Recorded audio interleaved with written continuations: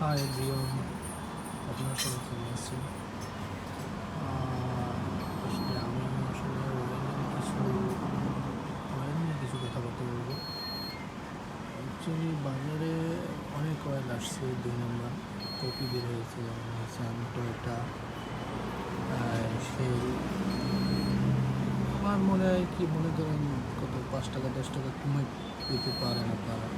5 টাকা 10 টাকা কমের জন্য গাড়িতে 2 নম্বর অয়েলটা ইউজ না করাই ভালো।